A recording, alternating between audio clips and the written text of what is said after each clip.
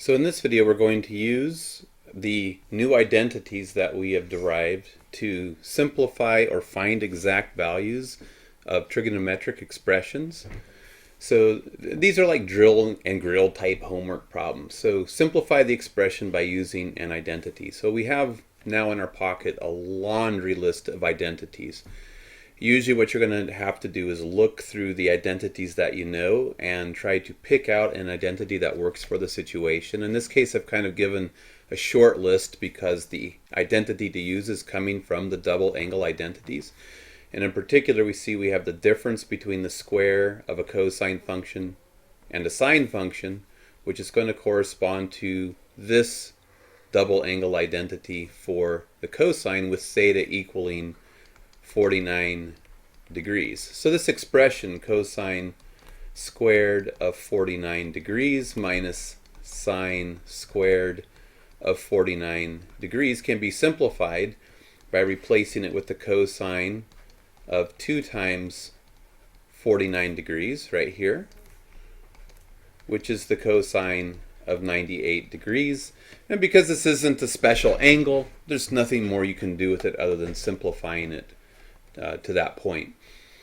Here it says use an identity to find an exact value of the sine of 112.5 degrees. So this one's a little bit of a sneaker. We have sine 112.5 degrees. And what we want to recognize is that if I double this angle, I'm going to get a special angle. And so in fact I can use this identity right here to come up with an exact value for this expression. And what I want to do is make the substitution. I want to say let theta over 2, this input to the sine function, let theta over 2 be the angle represented by 112.5 degrees. And if we do that, we could figure out what value of theta went with this by multiplying both sides by 2. And that would give us that theta equals 2 times 112.5, which is going to be 225 degrees.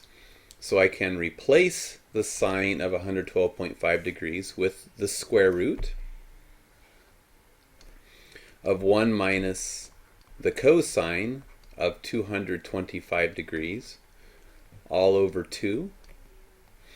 And then I have to make the decision on whether to use the positive or negative square root, and that decision is made by looking at the angle 112.5 degrees, which if we draw it on the unit circle is going to be an angle between 90 degrees and 180 degrees. And we want to recognize that this angle, this quadrant 2 angle, will have a positive value for sine. Sine functions are positive in quadrants 1 and 2, so we need to pick the positive square root. And to simplify this any further, I really need to figure out what the cosine of 225 degrees is. So again, that's a unit circle issue. So we go back to the unit circle. We recognize that 225 degrees is an angle between 180 degrees and 270 degrees. So 225 degrees is going to be sitting here in quadrant 3. We need to figure out the reference angle that goes with it, and the reference angle is going to be 225 degrees minus 180 degrees to get the acute angle formed by this angle 225 and the x-axis. And when we do the subtraction, we get a 45 degree angle. So this reference angle is 45 degrees. So we reflect through into quadrant 1. Our reference angle is 45 degrees. We recognize that if we have a 45 degree angle, we have an ordered pair on the unit circle, square root of 2 over 2, root 2 over 2. So in quadrant 3, both these coordinates will be negative. We'll have the ordered pair right here at the 225 degree mark, root 2 over 2 with a negative in front and another negative root 2 over 2. And then I come here and I recognize that the cosine is the x-coordinate on the unit circle, so I replace cosine of 225 with negative root 2 over 2. And this is still all divided by 2, or we can recognize that dividing by 2 is the same as multiplying by a half. So we could rewrite it this way, which is probably a little bit more useful. This equals, I'm going to need to get a common denominator. So instead of a 1, I'm going to write it as a 2 over 2, which is equivalent to 1. So I get 2 minus a negative is 2 plus the square root of 2.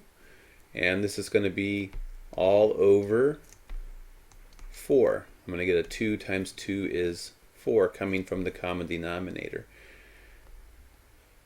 And then the square root of 4, I know it. The square root of the numerator is not nice, so we're just going to leave him like that. He's an irrational number, and he's going to be over 2. This one, we have the sine of 75 degrees minus the sine of 15 degrees, and we want to recognize that that matches with a sum to product identity, so we can rewrite this expression using this identity and see if it helps us. So we get sine of 75 degrees minus sine of 15 degrees, and we can rewrite it using this identity as 2 times the cosine of, we have alpha plus beta, so it's going to be 75 plus 15, so 75 degrees plus 15 degrees, all over 2, times the sine of alpha minus beta, so it's going to be 75 degrees minus 15 degrees, all over 2. And then we want to simplify these expressions, so we get 2 times the cosine. 75 plus 15 is 90, divided by 2 is a 45 degree angle, and we get the sine of 75 minus 15 is 60, divided by 2 is a 30 degree angle. And on the unit circle, those are going to correspond to quadrant 1 angles. 45 degrees will be right here with ordered pair root 2 over 2 comma root 2 over 2. And 30 degrees is going to be sitting down here with an ordered pair square root of 3 over 2 comma 1/2.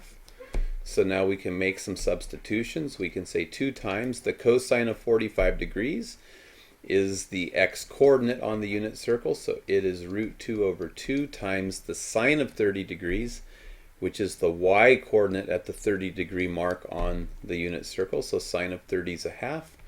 And we get 2 divided by 2 is 1, and we simplify, we get root 2 over 2.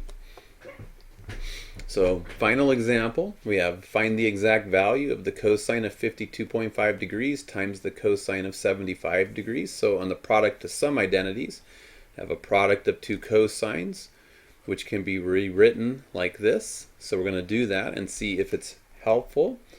So we'll get cosine of 52.5 degrees times the cosine of 7.5 degrees, which we can rewrite as 1/2 the cosine of the sum of the two angles, so 52.5 degrees plus 7.5 degrees, plus the cosine of the difference between the two angles, so 52.5 degrees minus 7.5 degrees.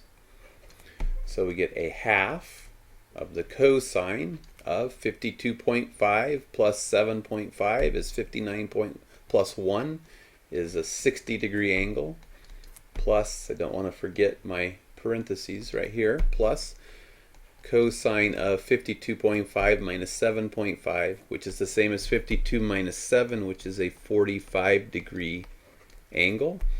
And on the unit circle, we just saw that 45 degrees corresponds to an ordered pair root 2 over 2 comma root 2 over 2.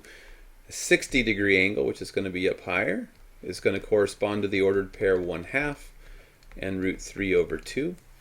And then we want to go in and simplify now. Cosine of 60 is the x-coordinate at the 60 degree mark, plus the cosine of 45 is the x-coordinate at the 45 degree mark.